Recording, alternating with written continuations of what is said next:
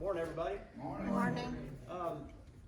Everybody had a Merry Christmas. We've had certainly our share of weather that feels like it's supposed to be Christmas anyway. I did see a snowflake Wednesday night, or Thursday night, but it didn't last long. But anyway, we had hopefully everybody had a good Christmas.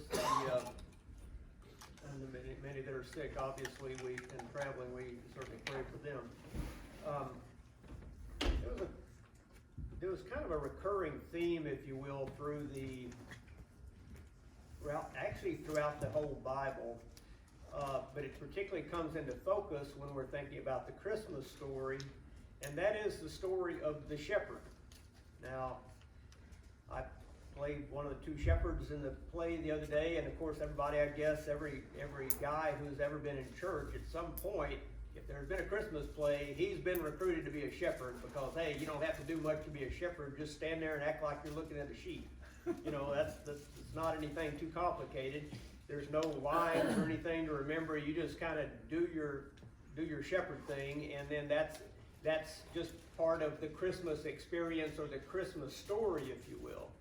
And yet the Christmas story is much broader than just Christmas, of course. Christmas story is the start of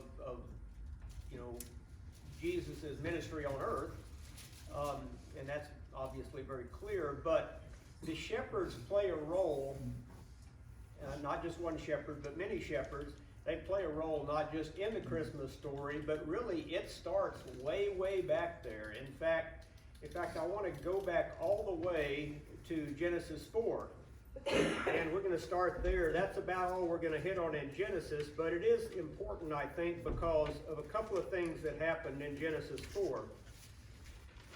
And we're going to start with, we'll just start with verse 1. We're not going to read the whole chapter. Genesis 4, verse 1. And Adam knew Eve, his wife, and she conceived and bare Cain, and said, I have gotten a man from the Lord. And she again bare his brother Abel. And Abel was a keeper of sheep, but Cain was a tiller of the ground. And in process of time it came to pass that Cain brought of the fruit of the ground an offering unto the Lord. He was a farmer. He picked fruit, vegetables, whatever they were, but something of the crops that he was growing, and he brought it unto the Lord. And Abel he also brought of the firstlings of his flock and of the fat thereof. And the Lord had respect unto Abel and to his offering, but unto Cain and to his offering he had not respect. And Cain was very wroth, and his countenance fell. And the Lord said unto Cain, Why art thou wroth?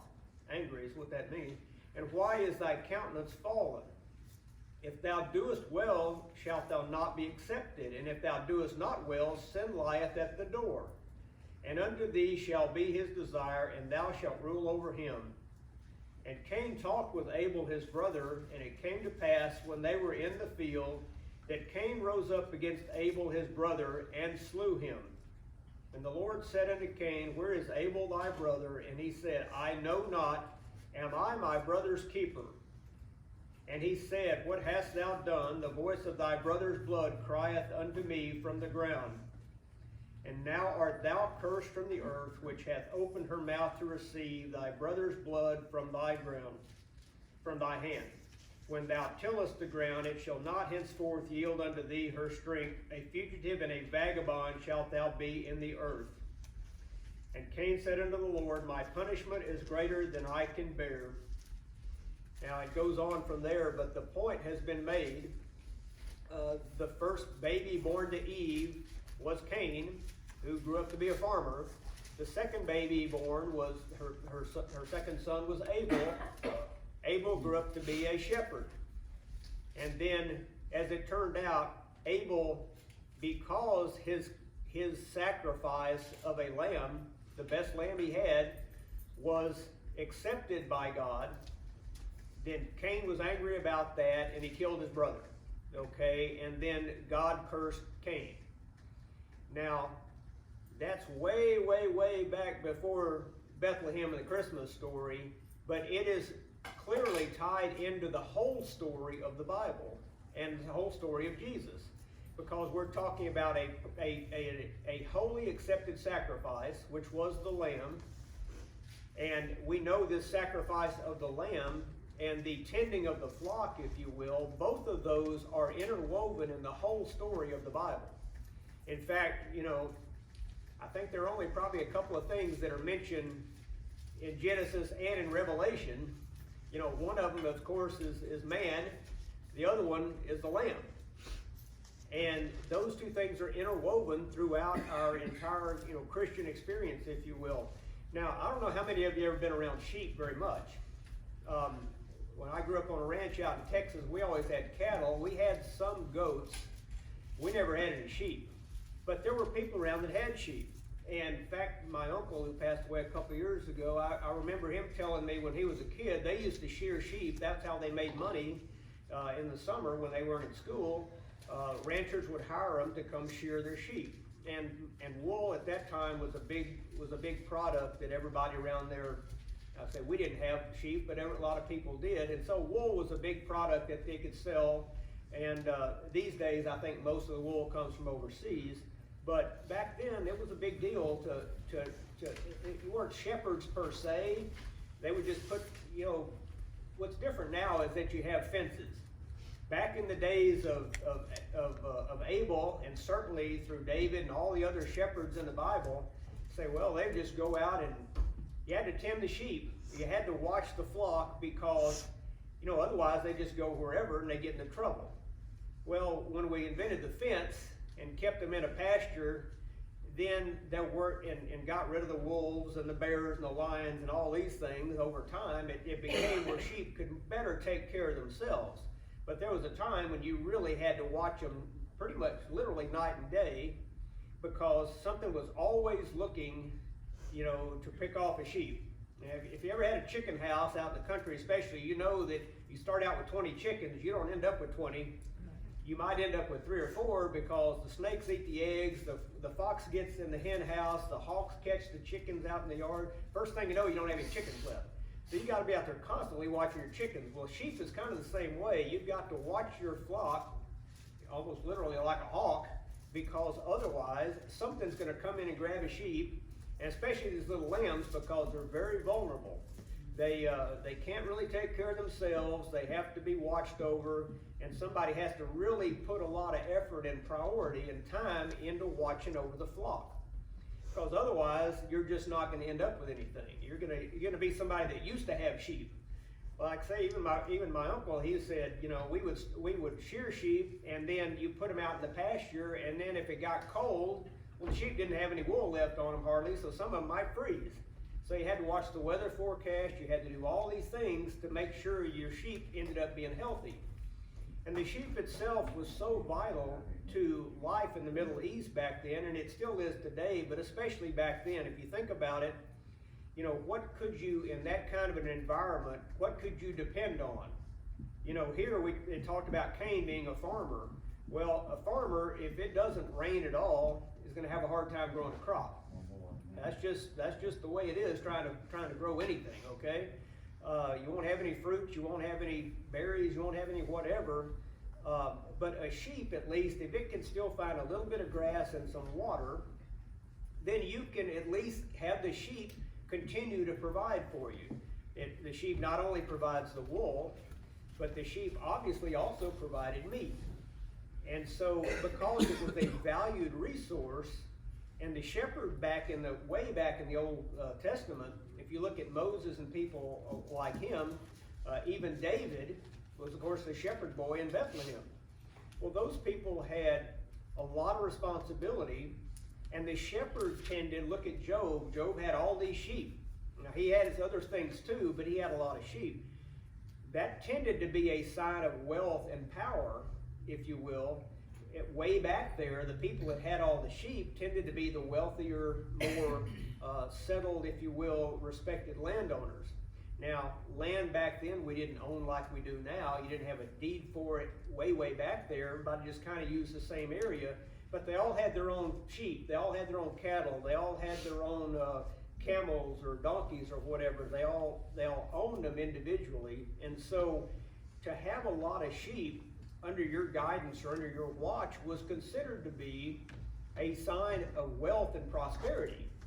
And so, even though you say, well, little David, the shepherd boy, he didn't sound like he was very prosperous, his family was prosperous. And because his family was prosperous, they all benefited from having the big herd of sheep. So things like that suggest to us that there was a reason that the sheep is so prominent, especially in the older parts of the Bible story, because way back there you definitely had a hard living, if you will. Everybody had a hard living. If you were a tent maker, like Paul was later, if you were a shepherd or a soldier or whatever, I mean, life was still hard. You know, it was just not an easy time to live, and not an easy place to live. But the sheep was something that if you had enough of them and you kept them out of trouble, you would always have wool, you potentially could always have milk, and you certainly could always have meat. And so the best of the sheep was always considered to be a proper sacrifice. It wasn't like you say, well, you know, go down to the grocery store and just grab a package of lamb chops. I mean, that's not what it was. I mean, the sheep, it was a big sacrifice to give up a good sheep, especially a good lamb, because the lamb itself, I mean, that was the best meat, just like it is with almost any kind of livestock. So that was considered in God's eyes. I think that's why, you know, Abel's sacrifice of this pure lamb was considered to be wholly acceptable to God, and more acceptable than Cain's sacrifice, or if you will, presentation of this crop that he grew. Now, but that also, obviously, what's revealed in there is not just, you know, the sacrifice itself, but was the heart of Cain. It wasn't just that, I don't think at least, that it was just the fact that he sacrificed something different from a sheep. He wasn't a shepherd. However, in his heart, you could tell that he had a bad attitude. If he didn't have a bad attitude, he wouldn't have killed his brother out of jealousy. So from that point on, I mean, you know, Cain was cursed, you know, and Abel, though, was, you know, it's the first murder, if you will, in the Bible that we hear of, is that obviously when Abel was killed. So from the very beginning, we see the sacrifice of life and the sacrifice. It had already seen the sacrifice of the lamb. Then we saw the sacrifice of the shepherd, if you will, in a way that was not acceptable to God at all. However, the shepherd in that case gave his life, really, you know, in relation to his flock. And we see this all the way through, as mentioned, Moses, you know, as a shepherd, leading the flock, tending the flock, keeping them out of trouble.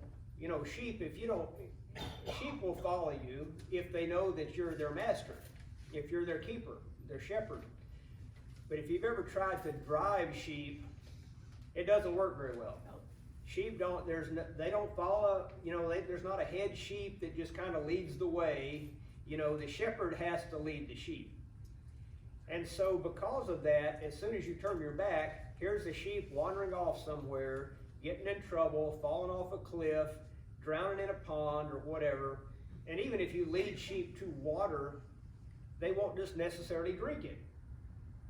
If it's still water, like in Psalm 23 is a good example, leadeth me beside the still water. The still water was the good water. Now we tend to think of it today as, oh, there's a beautiful flowing mountain stream up at Ellijay or somewhere. That's really much prettier maybe than this pond over here. But a pond is where the animals want to drink. I can even tell you that about deer. You know, you see these postcards where there's a beautiful buck standing there besides the waterfall and all this, and the buck standing there and the little does drinking out of the water, out of this rushing stream, and the deer don't even drink that way. They don't like rushing water. It's too loud. It's too much going on. They like a nice little still, quiet place to drink. A sheep is exactly the same way. Sheep doesn't want to drink out of that mountain stream. Sheep wants to drink out of a mud hole somewhere that the water is still. So even if you lead them to water, a sheep kind of needs some help, okay? It needs for you to dam up the water and for it to be still, for it to be calm. And so there's a lot of cases where we look through here and we see that the sheep was not only a sign of great respect and power and wealth, if you will, when it was owned by a certain person, but it was also extremely vulnerable. I mean, so vulnerable that could not possibly take care of themselves. It's just like the chicken house. I mean, if you just turned a bunch of sheep out back in those days, pretty soon you wouldn't have any sheep left. And it wasn't because of sheep rustlers, it was because of all the things that like to eat sheep. Not to mention the fact that sheep themselves can't take care of themselves. So we see the sign, the sheep or the lamb in particular, as a sign of vulnerability. And so that is why, as we get over into the New Testament, we start to see the Lamb of God, and Jesus referred to himself as the Lamb, and being referred to as the Lamb. That is the sign of not only vulnerability, but also great importance. And the two things are kind of interwoven. I want to go back through a few other places here, and we can go really right now back onto Psalm 23, because that's the obvious place where we have a great discussion of the shepherd. And again, we've already talked about, we know that we know that Moses obviously was a shepherd who started out leading sheep, and then first thing you know, he's leading people. They're very closely related, because the people needed a lot of encouragement. They needed somebody to lead them. Had there not been a leader for the people coming out of bondage in Egypt, what would have happened to them? Would they have found their way to the promised land even after 40 years? Apparently not, or they wouldn't have been given a leader that was going to lead them to the edge of the promised land. And so the same mentality and the same thought process behind leading a herd of sheep and tending to them and anticipating their needs, that certainly is true of people who lead other people. It's not just true of the pastor of the church. Now, the pastor does come to mind as being the leader of the flock. However, we all have our own role to play in not only being part of the flock, but also being leaders. So we're both sheep, if you will, and shepherds. Now, that's maybe kind of hard to get our head around in a sense, but if you think about it, it's absolutely true. We not only are led by Christ, as part of the flock, but we also are encouraged, and in fact even told, that we're supposed to go out and to witness and to minister to others and to help other people, just like the shepherd would help the sheep. And so we play both roles ourselves. If we go to Psalm 23, it said, "The Lord is my shepherd, I shall not want." Now this is coming from David, who himself grew up as a shepherd. But he certainly recognized that he was not just a shepherd, that he was part of the flock that needed one. "He maketh me to lie down in green pastures. He leadeth me beside the still waters," both of which are the role of the shepherd, as we mentioned. "He restoreth my soul. He leadeth me in the path of righteousness for his name's sake. Yea, though I walk through the valley of the shadow of death, I will fear no evil, for thou art with me. Thy rod and thy staff, they comfort me." Now I'm going to stop right there, because if you remember, we just talked about Moses. You look at the rod of Aaron. You look at all these, the references to rods, if you will, particularly in the Old Testament. And they're always associated, if you will, with a shepherd. Now, what's interesting there is that the rod and the staff, they kind of sound like the same thing. Well, that's a big stick, that you carry around with you. Well, and you tend to see, even in the Christmas story, if you look at the illustrations or the paintings or whatever, the drawings of the shepherds looking out at the star outside of Bethlehem, and it's a starry night, and there's the big Christmas star, and here's the shepherd sitting here, and they're holding up a stick. Now, generally speaking, back in those days, the shepherd had two things that he carried. They were the rod and the staff. They are not interchangeable. The rod itself was more of a weapon.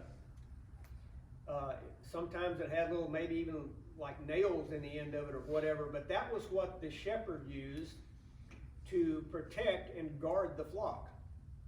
Now, he wasn't really carrying it, I won't get thanked for personal security or whatever as much as he knew that if a wolf or a lion or a bear or whatever were to attack the sheep, that he would need something besides his bare hands to try to defend the sheep and try to help them get away. In fact, I want to go to, let me see if I can find the right place here. I think it would be in 1 Samuel, 1 Samuel 17, 34 and 35, if I've got this written down right. And David said unto Saul, Thy servant kept his father's sheep, and there came a lion and a bear, and took a lamb out of the flock. And I went out after him, and smote him, and delivered it out of his mouth. And when he arose against me, I caught him by his beard, and smote him, and slew him. Thy servant slew both the lion and the bear, and this uncircumcised Philistine shall be as one of them, seeing he hath defied the armies of the living God. So, in other words, trying to make his case for letting me go take care of Goliath, the little shepherd boy with the 5 stones and a sling, and that's all he had. He was saying, look, as a shepherd, I've already done some things that were helpful. You know, we've had attacks of the herd, of the flock, if you will, by these predators that were pretty nasty critters. But yet, when they grabbed the sheep, one of the lambs, I went and killed the predator. Okay, so I can handle Goliath. Okay, now, so there's a case right there where it doesn't say rod or staff, but the rod is what typically was used as a weapon of self-defense by the shepherd. The shepherd, otherwise, and maybe he had a sling like David. With the sling, you could throw rocks. You could at least use it as an offensive or a defensive weapon in the right situation. Nobody had any guns. Wasn't any gunpowder back then. There's no cannons. There's no, maybe you had a sword. You didn't have a sword. You had your bare hands or a stick or a rock. That was pretty much it. Okay, the stick in this case was the rod, but that's different from the staff. The staff itself was more like a walking stick, but it also was used for more than just support like that. It was very rocky and hilly, a lot of canyons and ravines and things like that over in that part of the world, and that's where the shepherd had to lead his sheep around looking for these green pastures and these still waters. Okay, so as you were leading them around, number one, if you've ever been walking in the mountains, it's always, even if you're young, like most of the shepherds really were, I mean, you still, even if you're young and good health and agile and spry, you still needed, times in rough country where you could have something to lean on. Well, the staff was used that way. The staff was used as something that you could actually use as a walking stick. But it also had the crook in the end of it. Now, we see walking sticks today, we know that are made that way too. You have them, they have the bend up at the top of them, and you just hold on to the bend. And not all of them are that way, but some of them are. Well, back then, that was what the staff was shaped like. The staff had that crook in the end of it because the shepherd could use it if a sheep got in a bad spot. The shepherd could always try to get close enough to it where they could reach and put that hook around its neck and help it get out of the bad spot. And so there was a reason it was made that way. It wasn't just a regular straight stick. So there were cases, of course, again, where the sheep are always getting in some kind of trouble. The shepherd is always having to go try to rescue them. And that was one of the elements, or one of the tools, if you will, that was used for that purpose. But it also served as a walking stick to help you get through rough country. And so when David says over in Psalm 23, Thy rod and thy staff, they comfort me. And then it says in verse 5, Thou preparest a table before me in the presence of mine enemies. Thou anointest my head with oil, my cup runneth over. Surely goodness and mercy shall follow me all the days of my life, and I will dwell in the house of the Lord forever. So David was a great king and a former shepherd, and certainly he traded over time tending to the sheep to tending for the kingdom, if you will, that he was king of, that he was made king. And certainly the preparation for that role would have been easier for somebody who had looked after and tended the flock. because he just traded that for a different kind of flock later on. Now, it's interesting too that, then later on, of course, it gets back to the point where not only does Jesus come from the house of David, but Bethlehem, where David himself, of course, had been a shepherd when he was recruited, if you will, to be the king. An unlikely person to become king, but nonetheless, the ruddy-faced little shepherd boy, the forgotten son, if you will, turned out to be the one. Okay, well then Bethlehem later plays a role, of course, because that's where Joseph and Mary in the Christmas story, because they're of the house of David, that's where they end up coming back to Bethlehem, because they have to go back to their family's city or town of origin to be census so they can be taxed. So it all ended up tying together, but that's, even today, that is still shepherd and sheep country, if you will. And so the tradition of shepherding the flock, recognizing the vulnerability of the land itself, and understanding that you have to tend to that flock and nurture them and keep them out of trouble so that they eventually can amount to something and be of use to you as the shepherd or of the owner of the flock. That all really ties back into the Christmas story.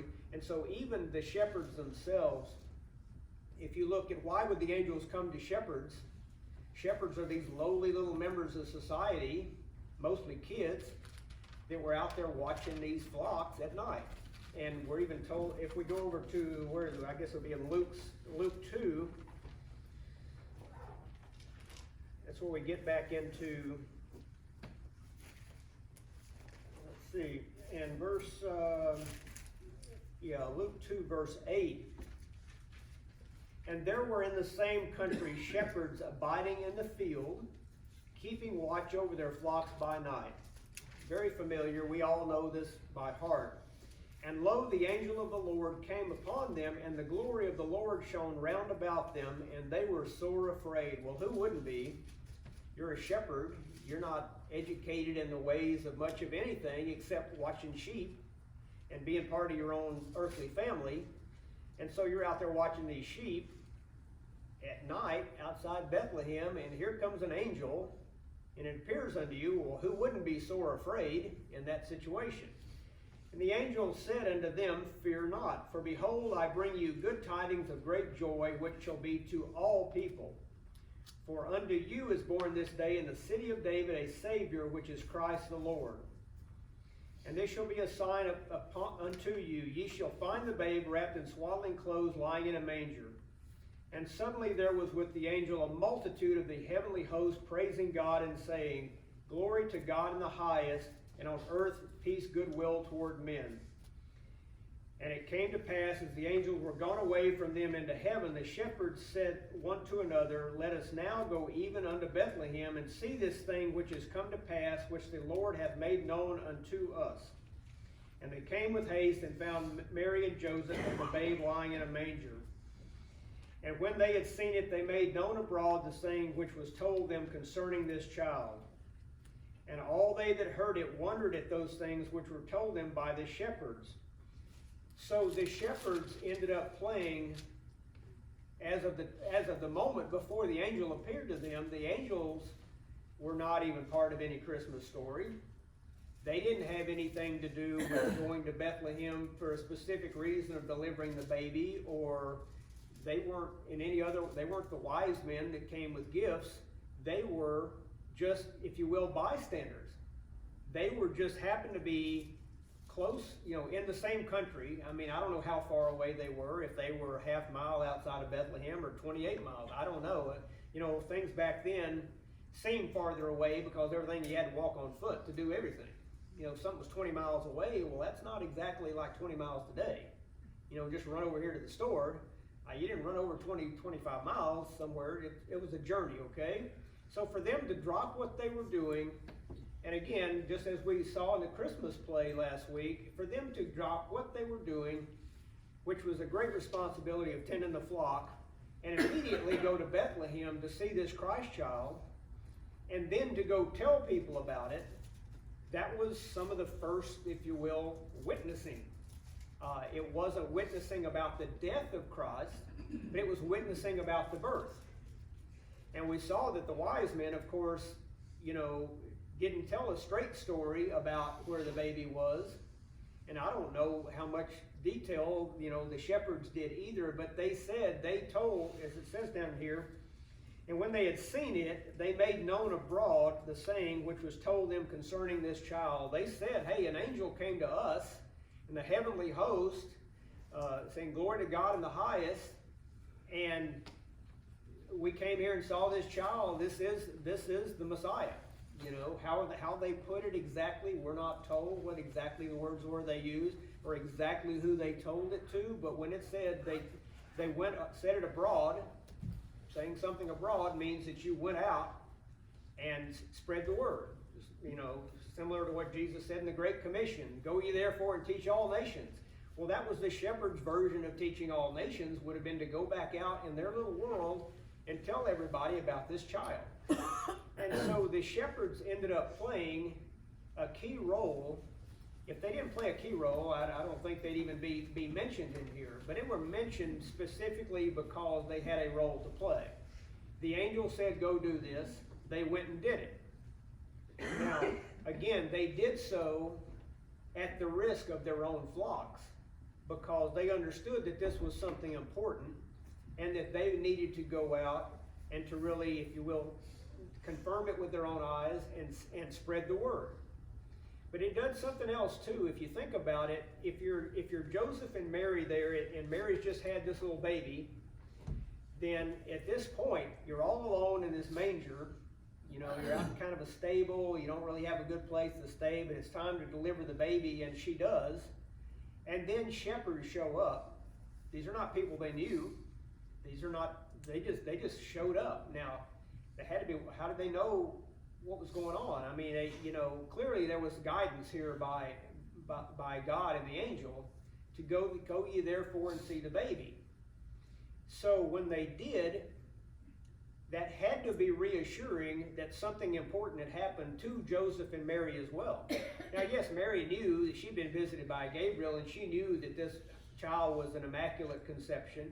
She knew that what the angel had told her had now come to pass. And Joseph took it on faith that this was, in fact, again, he was visited and told, hey, it's okay. But that had to be very reassuring to have shepherds who respected people to come there and pay homage and worship the child and to see it. That had to reinforce the idea that this was special in the parents of the child, to the parents of the child. The same as the wise men coming later. Now that might seem more important because, oh well, they're important people. Maybe shepherds are just lowly little shepherd boys, but all this coming together around the Christ child had to be reassuring, I think, to Joseph and Mary. And so it started the genesis of the Christmas story with the little nativity scene that we all see, and all those characters are brought together naturally in the case of the wise men. The wise men weren't there right then, but nonetheless, the gifts were brought, so it's all brought into one scene that shows the genesis, if you will, of the Christmas story, at least once the child was born. And so for us to say that shepherds were not important, or they weren't important people, or they were just kind of lowly little, just an odd job to do, that was not the case at all. They absolutely had an important job, even though they were younger men and almost children, if you will. And so for that to be woven into the Christmas story like it is, and to start the story on earth of the true Lamb, the Lamb of God, which of course was Christ himself. Now that's another lesson for how that all went out after that, and the big picture of bringing it all together by the end of the New Testament in Revelation. But nonetheless, it had to start somewhere. It started with the baby, but it actually started before the baby with the whole idea of the lamb and the shepherds and tending to the flock, and all brought together at that one point and then went back out again. So I think all of us could, even if we've never been around sheep, and they're kind of simple critters. They just, they stand around, they eat, They drink, they lie down, they sleep, and they try to stay out of trouble, and then they have wool, and then at some point, maybe back in the Old Testament, obviously they'd be sacrificed if they were pure. But they've always played a big role in the history of the Middle East, from all the way back there, including from Genesis 4 forward. And I think we could all learn something from the story of the lowly sheep, but especially from the story of the lowly people that tended the sheep. So I hope y'all got something out of that. I enjoyed that this morning. Well, we got up here a bit. We're getting there one day. We got a birthday and a birthday. Nobody getting old. Brother Tatum and me. I know.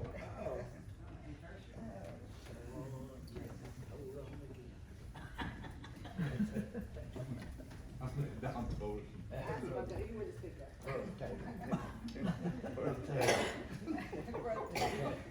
Happy anniversary to you. Happy anniversary to you. Happy anniversary. God bless you. Happy anniversary to you.